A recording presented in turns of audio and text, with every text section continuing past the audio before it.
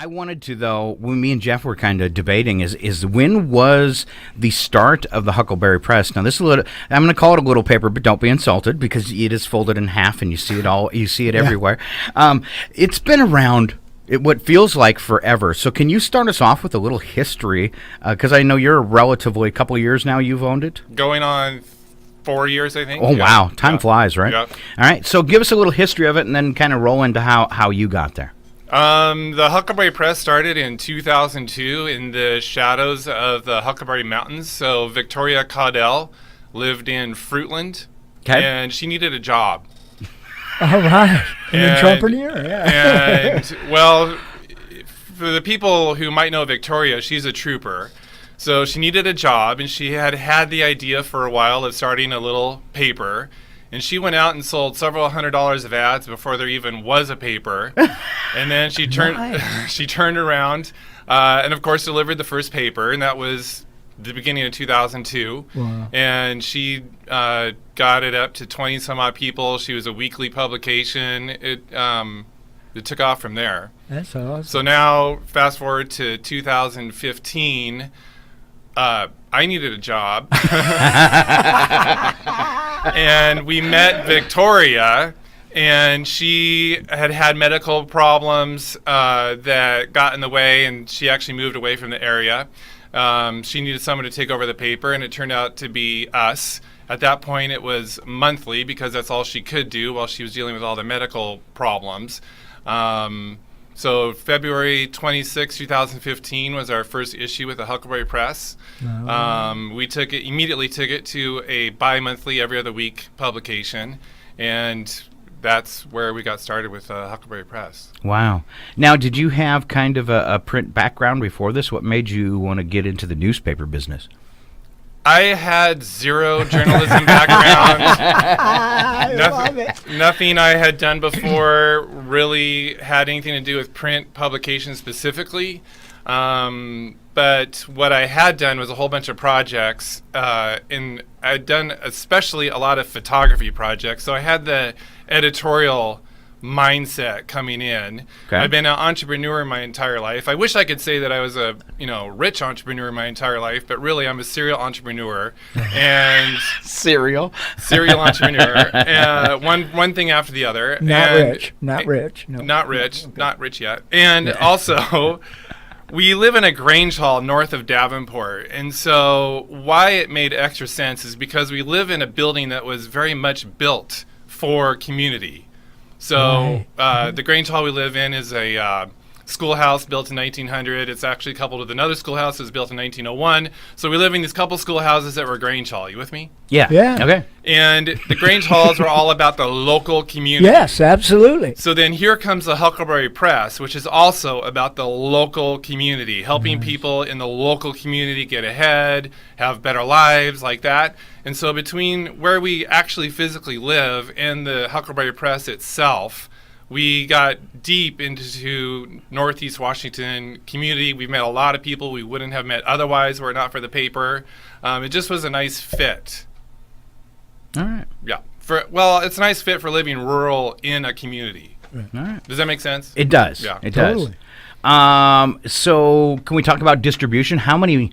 Because the paper's everywhere, and you claim, 13 counties? 13 We touch 13 counties. Touch 13 counties. So what is your distribution then? 13 counties, 70-some-odd small towns across Northeast Washington, and we deliver 20,000 papers every other week. So I did the quick math, and over the course of 2018, we delivered a total of 520,000 papers. Right. Wow. Nice. Right here in Northeast Washington. That's right. Yeah. Very cool. So that's exciting for you to watch it grow, I bet, too, huh? It is very, very exciting to watch it grow. It's also a lot of work. And so between watching it grow is the work part of it, where I'm grinding, we all are grinding away doing what we're doing. But then things will pop up that tell us we're on the right path. And it is exciting. So we've had a lot of people in the last year. We added Andre in the last year. We have Laura Wright in Colville also selling ads to the general Colville region into Spokane. We've got business consultants that have joined us. We have drivers now. I mean, there's a lot that has happened in the last couple of years. And so that part is exciting to start to see the vision become real. Wow. I was excited when Andre came in because I've been, I think, talking to you for a couple of years and trying to get in the studio. So it worked out good. He got us motivated, right? Yeah, he did. That's right. You're awful quiet over there, Andre. You okay? Yeah, I'm good. All right. You can, if you're watching on the webcam, you can just see him grinning the whole time. Saving up the energy. All right. Andre's awesome. So let's talk about.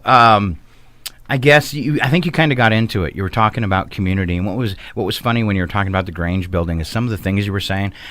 That's all about KCHW. That's our goal too, is to assist other community groups and find give locals an opportunity to hear something that is non-traditional on the radio, give them an opportunity to talk on their local station when they need to, and help promote events of other nonprofit groups and everything. It just kind of, it does that community tie-in together and everybody benefits. So I appreciated that. But I think you probably got some more to add to it. So what is your vision for the mission of the Huckleberry Press? Bringing Eastern Washington, let me start over. Bringing Eastern Washington together.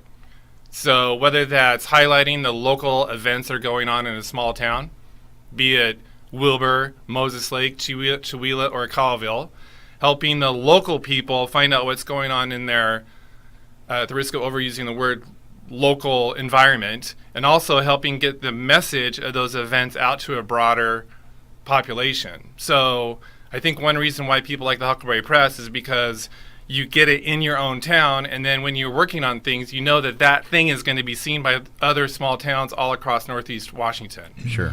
And it's also about building community through the power of small business. I have been self-employed my entire life. As a result, I've worked with small business people in a lot of different circumstances. They all share similar challenges, and we're here to help them overcome those challenges, help them sleep better at night, help them contribute back to the community.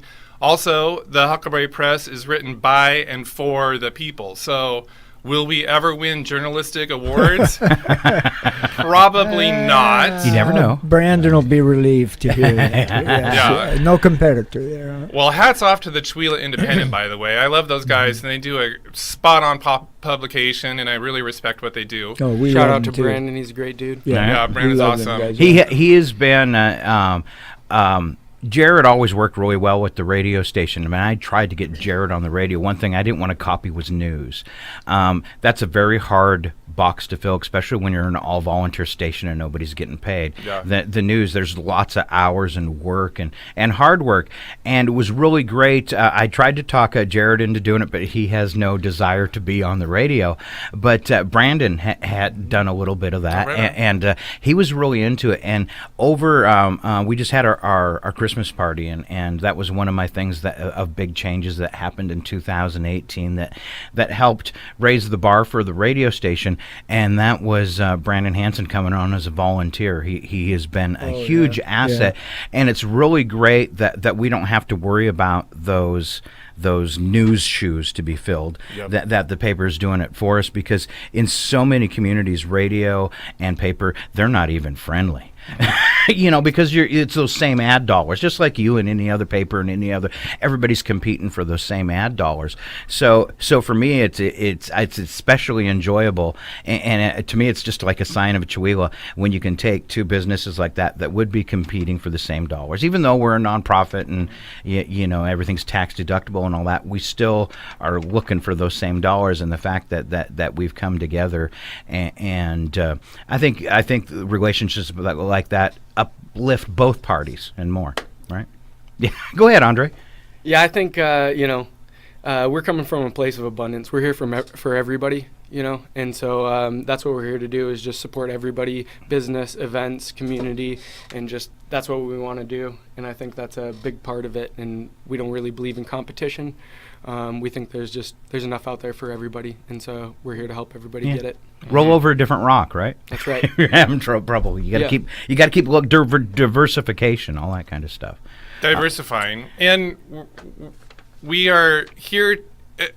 To put it in a maybe quasi-spiritual term, like we are here to support your dream. So you started the radio station on a dream, Yeah, probably a hope, a wing, and a prayer. exactly. And so we absolutely respect that. And anything that we can do to help expand your message or expand your reach or have you feel like you made it to where you want to go, then if that's in our purview, then that's what we will do. Sure. And that's one of the biggest challenges is I think for any business starting out is letting people know that you're there. Even in our hometown, we still have people go, "We have a radio station?" Huh? Yeah, it's the only one that comes in clear when you hit scan. That's us. Well, recently I discovered I can say, "Alexa, listen to KCHW 102.7," and she brings it right up.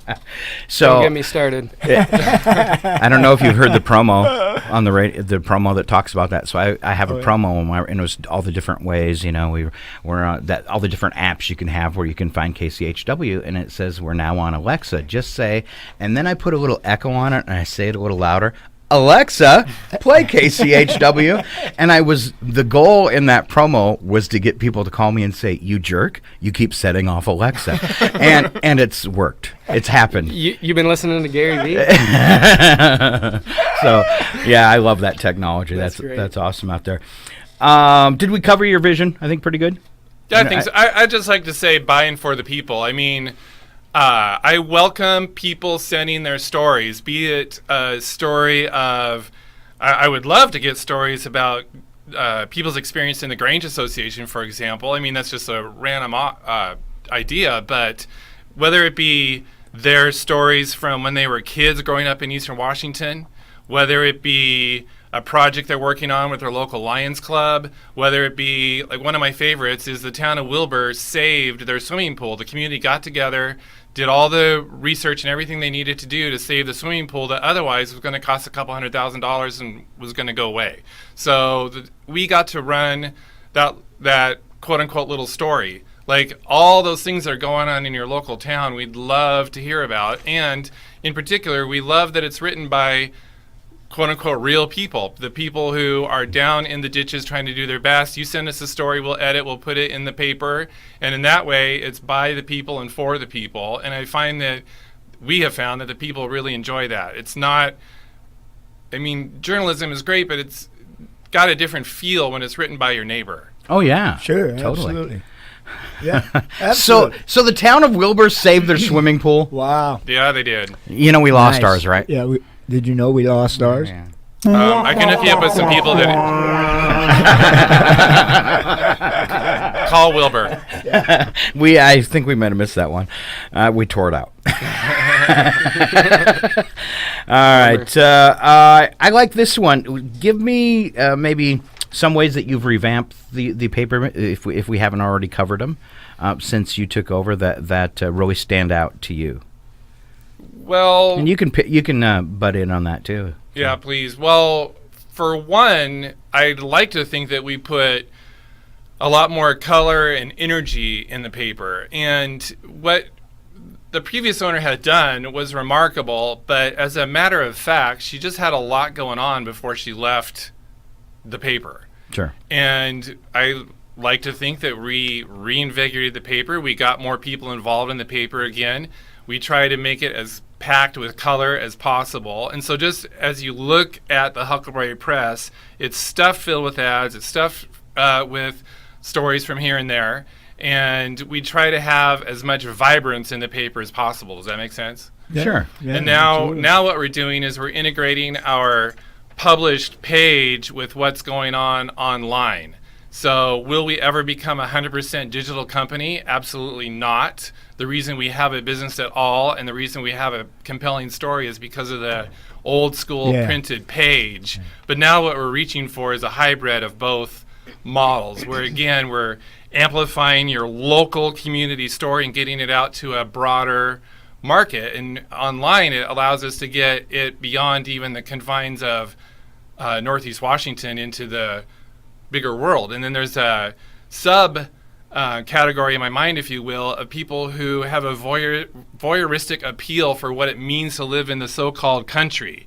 I mean, we live in the country. I have ducks in my basement. Like we're right down. We raise animals, and Okay. we're right down in there with everybody else. So as people, if we call the greater Inland Northwest a largely rural community, it's like we're highlighting what it means to live in that community and all the vibrance and richness that are here. So that's what we're really pushing forward, is how do we illuminate what is excellent and enjoyable and meaningful about living in the area that we do, and there's a lot here to love. There is. It's like one of the last bastions of Americana. And if you don't live here, in this area, I relocated here 3 years ago and lived, on the coast metropolitan areas, and until you get into a rural area, you really don't get it. So yeah, Yep. you guys are really putting the word out there. I was born Yeah. and raised in Spokane, and then lived in Seattle for 27 years, Right. and came back And there's to a the area. difference. There's a big difference. Yeah. Mhm. And even me, I remember the first time I went into a nice retail store in Reardon. It was called Rejuvenations, and she had it all decorated all nicely with the right lights and everything. And I had the thought, I can't believe a store this nice is in Eastern Washington. Well, Right. then we bought the paper and found out there's nice, really nice retail stores Everywhere. all throughout Eastern Washington. You can get all the things here that you can in Seattle. It's just a little more spread out, maybe. You got to look. You got to look. You got to look, just but it's gotta all look, there. right. Yeah, You bet. So and more. Talking about all these businesses, I liked one of the things you had written down for me here. The struggles. What common themes do you notice between small businesses, since you're giving this? You've got this great support system for ones throughout these 13 counties. What do you see as some of the struggles that are like common themes through small businesses in Eastern Washington? Well, I'll get Andre to pitch in here in a minute, but among other things, what I see is, like the radio station, people start their small business with a dream of some kind. They want to do work that they love. They want to make a difference. They want to have impact. They want to be fulfilled. And they also want to make enough money so they can sleep peacefully at night knowing that their bills are covered. But what happens when you start a small business is you right away find that any move you make is going to be because of all the red tape that you must do to make that move. So you end up doing bookkeeping, licensing, billing, invoicing, answering the phones. You just do all the stuff. And all that stuff is 100% required for the functioning of that business, but it might keep you busy 40, 60, 70 hours a day, and you may never feel like you're getting one step closer to fulfilling on your whatever your original dream Totally was. relate to that. I was Yeah. I was gonna say I was gonna point my finger over yonder. Right? Yeah. Yeah. And so from the outside looking in, it can be like, well, you're working your business. From the inside looking out, you're like, I'm buried underneath everything I got to do to make this function. So, obviously that's my concern as well. And I don't know the answer to that entirely, but right along with that is, how do you find the employees that you want, or the employees that you need, and then how do you pay the employees, and then you find yourself with more responsibility surrounding that whole dynamic. So the question is like, well, how do you get the help? And sometimes that's through subcontracting, so you can get piecemeal help here and there with certain projects, so you can get more your time lifted up to work on what your original vision was. Other times it looks like, frankly, working with people like the Tooele Independent or the Huckleberry Press, so that we can work with you to help identify more what your branding is, what your vision is, take some of that pressure off and give you some feedback so you can really see the process unfold. I mean, that's what we're here for, is to be sensitive to the challenges of your average small business person, and how can we make their life a little easier. And Andre, do you want to? Yeah, I'd love to talk about that a little bit. I mean,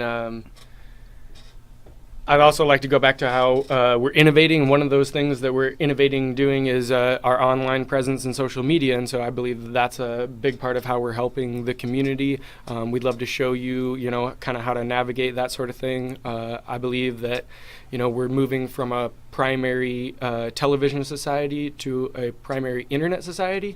And so Totally. even your Netflix and Hulu and Amazon Prime, stuff like that, that's internet, We had a thing today. Who's got a landline? We didn't believe it said 51.5% of homes have gotten rid of their landline. I think it's higher than that. I think it's way higher than that. Yeah, and I could be wrong. But on that subject, basically the way I see it is that, the internet and social media, the internet is basically the television. And so the broadcast networks are the different social media platforms. And so you can create your own basically television show for free through Facebook, YouTube, Instagram, Snapchat. There's 100 of them. Twitter, you can get, all sorts of things. And right now it's basically free. It's a gold rush. You can get, there's 2.3 billion monthly users on Facebook alone, and your business brand or even your personal brand can get just even a percentage of that attention. If you're an artist, like back in the day, you weren't gonna make anything from your art until you're dead. Now, because nobody knew about it until you worked your whole life to get everybody to know about your art, and then you die, and then finally it's worth something. And now you can get it out there a lot easier. But you were a starving artist your whole life, and now it's like this gives you an opportunity to get your art, your business, your brand, whatever it is you're trying to portray, out to hundreds, if not thousands, maybe even hundreds of thousands of people, just with a click of a button and a little bit of creativity. And so we're really trying to help people to navigate the social media platforms and how to create and portray their brand. We believe in being the show and not the commercials. Everybody hates commercials. So we basically want to help you figure out how to be the show, get people's attention. So now, as you're offering this as a service, so explain like I come in the door and I really need some help with my business. I don't understand any of this internet stuff. Is this kind of something you can sit down with them, talk about their business, and then kind of consult them and offer them some services that fit? Definitely, that is totally something that we can do. We'll do a social media audit, see what things that you've been doing good that you should keep doing or build on, and then also things that you haven't been utilizing within the platform. There are all sorts of services and tools within the platform. It's kind of daunting how many things there are that you can do on these platforms, and then there's a bunch of different platforms. And so just learning how to use and optimize those platforms to get the best growth, the best attention, and also I always want to go back to just becoming the show. People want to see behind the curtain. I call it the Wizard of Oz effect. It's just people want to know who the business owner is. They want to know that you're human. They want to see how you relate to them. People like what Val's talking about. Any businesses, they know what it's like to start a business and grow, and the dream you have, it's the American dream. We've talked about it since the beginning of America. We all have the ability to chase our American dream, and now it's even more prevalent than ever. Like, you can really just get at it with social media platforms, stuff like that, and we'd love to help navigate that. And you see so many people that came out of nowhere and made it big just because they put up a couple of YouTube videos. Yeah. I mean, look at Grumpy the cat. Yeah. The backpack kid, just a funny little video. Who was the first one? Fred? He eventually started getting movies on Nickelodeon or whatever, and it was just a kid who would make his voice high pitched and let cabbages fall out of the sky in his baby pool. Yeah. I mean, just wow. And then he's a millionaire, so you never know what's going to happen. Anything you want to do, you can get people's attention. And it's crazy what the next thing that's going to catch. And I guess that's you ride that wave for 15 minutes, and maybe you make 15 million like Grumpy the Cat, and you're on a T-shirt. Well, I'll be bold and say the next thing that's going to catch is the Huckleberry Press. Oh, yeah, there you go. Agreed.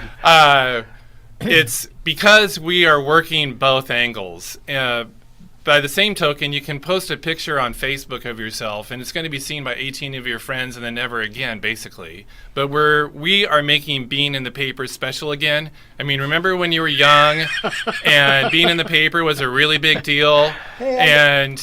I got It my still picture is. in the Chihuahua Independent, and I got my hard copy sitting at home. Oh, That's see? right. So People like a physical absolutely, copy. yeah, you betcha. Yeah. Thank you for that. I'm giving that to my grandbaby someday. Point made. Yeah. That's right. So we're putting people. Our real mission for 2019 is to put more and more people into the paper. That's why I keep saying by the people for the people. So I love when it. you have your picture in the Huckleberry Press, it's printed at the moment. It's printed 20,000 times and distributed around 13 counties. So it's really taking something and expanding that thing so that more and more people can look at it, touch it. I hear stories all the time about, oh, I had this thing in the paper, and you got to understand, like, I'm down in the ditch all the time just trying to make it work. So when I hear these stories, it is edifying about, oh, I was in the paper and then all these people came to my garage sale, or, I can't think of another one right now, but you get the point, right? Like, I do. like I get people, that. it really makes yeah. an actual difference to be both in the paper and then have that message expanded online.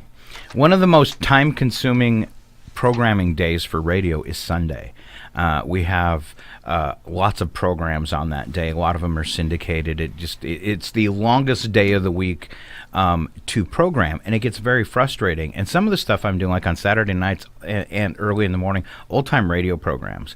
And then in the morning we have some children's programming, and then we have some old-time radio programs for kids.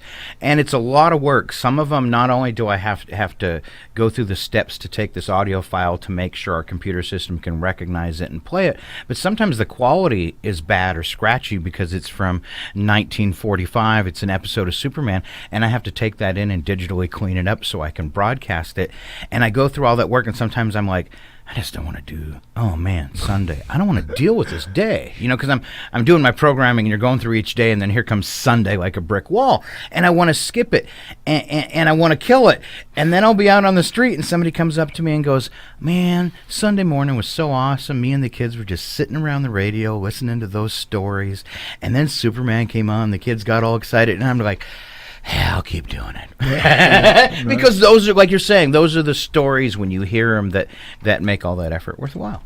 I feel blessed by the Huckleberry Press, really. We ran a garage sale ad for a little old lady that lives down the road. And she got attached to us. And so the other day she had us go down and help put a snowblower on the back of some guy's truck that she was giving the snowblower to. And then 2 days later, she shows up at our doorstep with a plate of homemade cinnamon rolls. All right.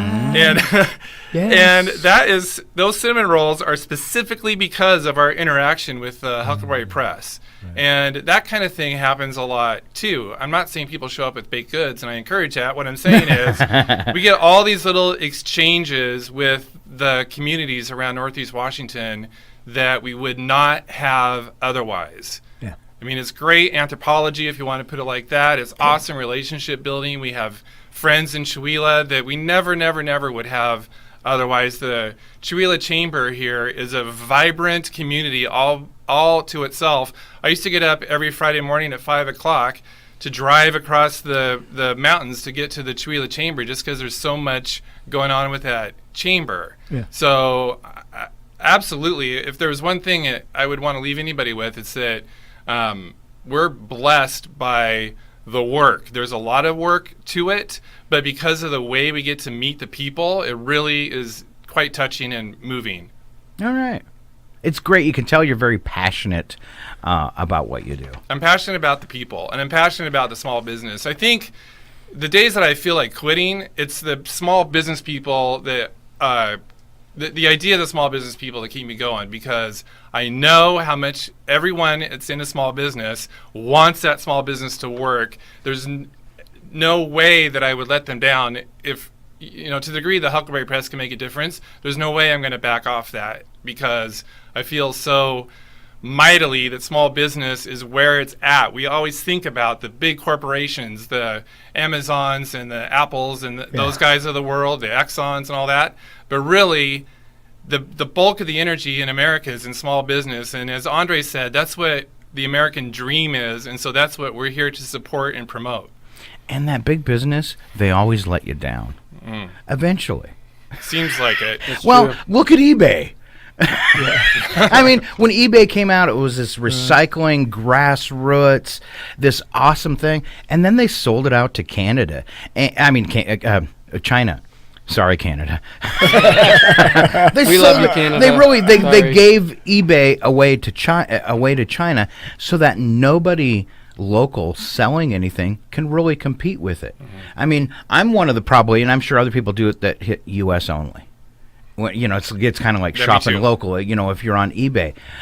Because they've made it, they sold it out, and it's impossible. Let's say you've got, let's do something small, like a flash drive, and you want to sell them on eBay. You've got an eBay business, and you buy 1,000 of them, and you're going to sell them for $10 each. Sorry, you can't compete, because there's one coming out of China, the exact same flash drive, the exact same space, for $2.43 shipping, when you can't even ship that in the United States anywhere for 43 cents. So they really, I mean, that's one of my, like, when you talk about companies, and Amazon's the golden child right now. Definitely. But that'll turn around, and someday they'll be just as hated as eBay and Walmart. I don't know. I really like Amazon because it gives the mom and pop shop a chance. Again, you're reaching so many people. The mom and pop shop back in the day before the internet, all they had was the foot traffic. Now they can sell globally. Yeah, now they can sell globally. And so, that is one of the benefits of eBay. It's too. really It's getting just- back at the big box store. Mom and pop can have it. Get to just as many people. Doesn't matter if there's a Walmart in every town. Mom and pop can be in every town too, on everybody's computer. Well, I like that whole sense of community can provide for itself. You don't need to go very far outside, of your community to get everything you need. There's all kinds. If you know where to go find them, if you know where to find what you need, and your paper provides that. This radio station provides that. For the community. Yeah. So that's awesome stuff. Yeah. We certainly hope so. Obviously what we're touching on is shop local, think local, buy local, and shop local has almost become a internet trope. Like, okay, there's somebody posting shop local, whatever. Got it, shop local. It's been overdone now. It's a little bit overdone, except for it true. hasn't, and it's true. And a lot of people do it. A lot of people do, shop local. Well, it's the same internet meme is along the lines of shopping local will pay for some little girl's dance outfit or whatever. You shop on, you shop with a big corporation. They don't necessarily care if you live or die, but to the small business person in Colville or Chewelah, when a customer walks through that door, it makes a huge difference. It makes a huge difference in the customer's life because they're getting what they want, and it makes a huge difference in the business owner's life because they're able to pay a bill. I mean, it's a direct correlation. So I want to support the people that are really clear where their bread is buttered and to help those guys pay their bills. All right. Well, so who's in charge of the Huckleberries there? On that? You stole my question, Oh, Jeff. I did. I'm sorry. I gotta know, man. I gotta know. No. I'm glad you brought it up. Well, to my shame, when we bought the paper, the Huckleberries was the first thing I was planning on editing out because I thought what is that? But it turns out the Huckleberries is the #1 favorite thing in the paper, and I go straight to it. Of course you do. I was passing out papers was putting papers in Medical Lake last night, and a gal was standing there, and she said, "Oh, can I have one?" And I like to do the Huckleberries and the crosswords. That's my thing. So the Huckleberries are still done by the previous owner, and she has them all set up for me. Every time we go to print, I just copy and paste, put them in there. And she's also put together a Huckleberries book. So if you want a whole book of Huckleberries, if you'd like to have more laughter in your life, then you can get one of these books and you can have all the Huckleberries you want. Wow. Who is that produced by? Victoria Caudell, yeah. Okay. You can check Good out plug. the Huckleberry Press right at the bottom right-hand corner of the Huckleberries page. You can see where you buy your book. So it's the most popular thing in the paper. What would it cost me to get this week's Chuckleberries brought to you by Northern Lights Public Radio? There's some exposure. If that's where they're going in the first place. It's a premium ad space. That's what I'm thinking. Well, I think that's a great You're idea. thinking right. I think that's a great idea, and we just have to work it out. Oh, okay. Definitely. You had one question on here that like kind of didn't fit the rest of them, so I want to. It's like almost like psychological. Well, I guess some of them are what we're talking about, in shopping local and what people think. But how do you know when you've had a great day, and how do you measure that? I like that. When the little old lady says, "Hey, here's some donuts for you," right? If someone brings by baked goods, I always know I'm having a good day. All right. But really, it goes right back to what I was talking about before, is I don't love to do billing and invoicing. I really don't love to do anything to do whatsoever with paperwork, so I can be all down in that groove. But how I know I've had a good day is, for example, 10:30 on New Year's Eve, I got a phone call from a gal in Spokane who had run an ad in the Huckleberry Press, and our other ad rep, Laura Wright from Colville, had stopped by her place. And that lady wanted me to know that she really enjoyed the exchange with Laura Wright, that she really loved her ad, that she had a good, because she was open till 10 o'clock on New Year's Eve. So her business closed, she gave me a phone call, and that she'd had a good day with, her sale and everything, and that she'd like to work with us more. So working with us more, I obviously love, but just to see that our work is paying off for the people that we're working for. Because we work in this business is called the Bag Lady. Right. So the Bag Lady had a sale. We went to work to help promote it. She evidently had a good result, and she had a great exchange with the Huckleberry Press. So that put a complete nice cap on my 2018 to get a phone call like that at 10:30 at night on the last day of the year. Nice, yeah.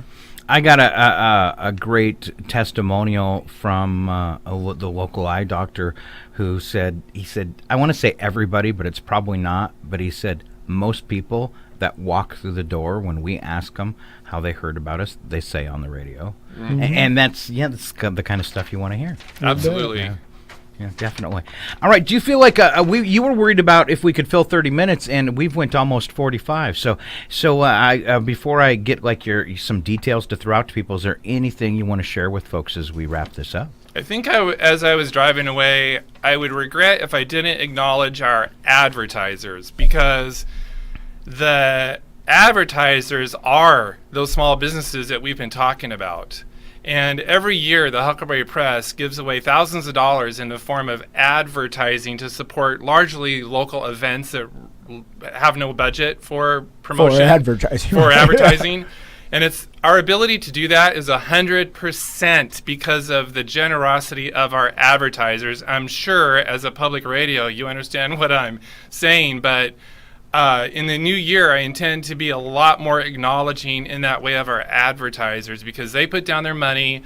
They make the Huckleberry Press happen. Nothing would happen with the Huckleberry Press if it weren't for the advertisers, like Hartill's Mountain Saw and Tractor. They are steady advertisers with the Huckleberry Press. So I want to give a shout out to those people, because I'm here representing the Huckleberry Press. But really, I'm here representing the advertisers in the Huckleberry Press who we intend to help. Sure. So that's what I want to leave with. When we go out and we support, say, the new PACA Center, or talk about what they're doing, it's the same kind of deal. If it wasn't for the people who've gotten memberships in public radio and the sponsors, the people who are sponsoring the program, the daily programming on the air, we wouldn't be able to do those things either that bind community together. That's right. So, yeah, and an open awesome. invitation for people to send in their stories, be they personal, timely, whatever. We want to have more content in the paper. All right. Well, Andre, help us out here. Give us the different locations. Somebody wants to send in a story. Somebody wants to find out more about the newspaper. Let's talk about, as we wrap this up, of social platforms, way to get in touch with you, way to check out the Huckleberry Plus, different places we can go besides the phone number, and then we'll give that out too. Yeah, definitely. Our website is huckleberrypress.com. And we're on social media. We're on Facebook. We're on Instagram. And soon we'll be doing Twitter and Snapchat if I can talk Val into it. But, besides that, I think that's kids it, say right? Right now? the kids say Snapchat's a big thing, and if you haven't found this one out, you can open a Twitter account, and then you can tie it to your Facebook account. Anytime you post on Facebook, it goes through Twitter, and now you're not logging into that other website. So. Definitely, and 15-year-olds become 25 real quick, and 25-year-olds become 35 real quick. And, Too fast. yeah. All right, so huckleberrypress.com, easy way to find out more information. And how about a phone number if they get your business phone number? And real quick on Facebook at Huckleberry Press. Okay. At the Huckleberry Press, sorry. Okay. 844-344-8344. Whoa, Wow. one more time, please. Come on. 844-344-8344. All right, thank you. All right. Thank you so much, you guys. Hey, thanks. It Oh, was a thank pleasure you having guys. you guys come in here. We Great love the meeting little you. newspaper. I love it. So We love you guys. I did a promo, yeah. So you guys have, if someone is, I'm sure it's on your website at thehuckleberrypress.com. If somebody wants to find out where the closest location to them to pick up a copy of it is. Huckleberrypress.com/locations. Oh, there you go. Perfect. All right. Once again, big thank you. It's Andre Worton. He is, I guess, basically an ad rep, right? Is that- Ad rep and social media management. All right. And then Val Mohney. All right, I got it right. I called him Mahoney while I walked in. I felt so bad, but kind of looks like that. Thank you guys so much for coming in and for doing your jobs at the Huckleberry Press. Thank you. All right, back into the music we go. Me and Jeff will pop back in, a little weather and maybe some community events that we can find are going on for your weekend. Yeah. Right now, it's Rob Thomas and Little Wonders on Northern Lights Public Radio. We're KCHW 102.7.